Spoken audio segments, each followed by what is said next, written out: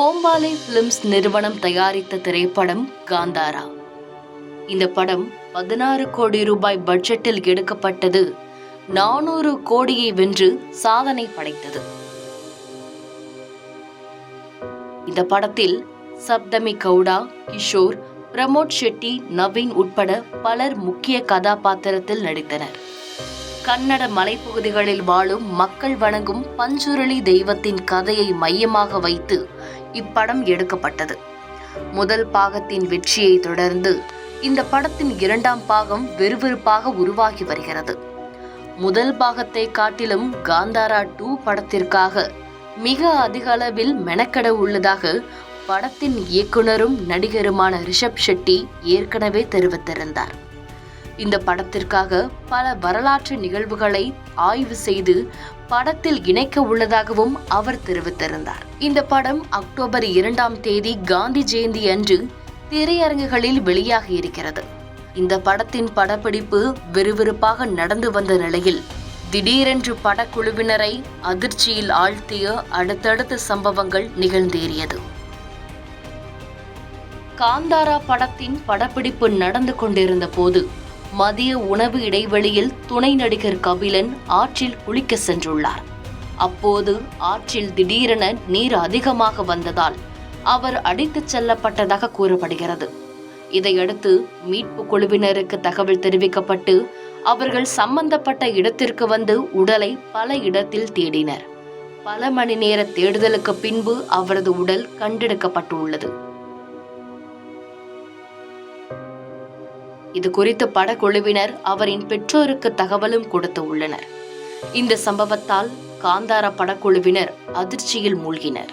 இதைத் தொடர்ந்து கொல்லூரில் படப்பிடிப்பிற்கு சென்ற போதும் துணை நடிகர்களை ஏற்றி வந்த வேன் ஒன்று விபத்திற்கு உள்ளானதும் அதே சம்பவத்தில் தெரிய வந்துள்ளது.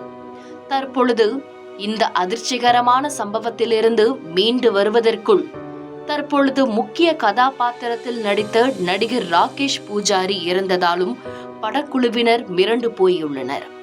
ராகேஷ் பூஜாரி தனது முக்கிய விழாவில் பங்கேற்பதற்காக சென்ற பொழுது மாரடைப்பால் காலமாகி உள்ளதாகவும் தெரிய வந்துள்ளது. காந்தாரா படம் மலைவாழ் மக்களின் தெய்வத்தை பற்றிய கதை என்பதாலும் மேலும் தொடர்ச்சியான படப்பிடிப்பில் மரணங்கள் நிகழ்வதாலும் படக்குழுவினர் மிகப்பெரிய அதிர்ச்சியிலும் சோகத்திலும் மூழ்கியுள்ளனர். இதே போன்று இதற்கு முன்பாக ஹாலிவுட்டில் சில ஹாரர் படங்களை எடுக்கும் பொழுது படக்குழுவினர் நேரடியாகவே சில தொலைக்காட்சிகளுக்கு பேட்டியும் அளித்திருக்கின்றனர். அதில் படப்பிடிப்பிற்கு இடையூறு ஏற்படுத்தும் விதமாக பல துர்மரணங்களும் சில அதிர்ச்சியளிக்கும் சம்பவங்களும் தங்களுக்கும் ஏற்பட்டதாகவும் ஏற்கனவே தெரிவித்திருக்கின்றனர். அந்த சம்பவத்தை போன்றே தற்பொழுது காந்தாரா 2 படக்குழுவினருக்கும் அடுத்தடுத்து நிகழும் சம்பவங்களால் அவர்கள் துயரத்தில் ஆழ்ந்துள்ளனர்.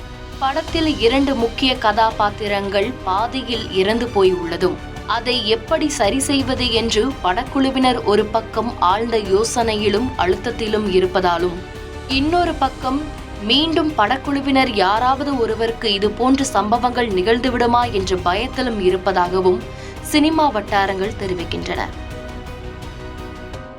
செய்திகளை உடனுக்குடன் தெரிந்து கொள்ள கீழ்கண்ட கேபிள் மற்றும் டிடிஹெச் நெட்வொர்க்குகளில் எம்நாடு செய்தி தொலைக்காட்சியை காணுங்கள். பாதகம் செய்பவரை கண்டால் நாம் பயம் கொள்ளலாகாது பாப்பா.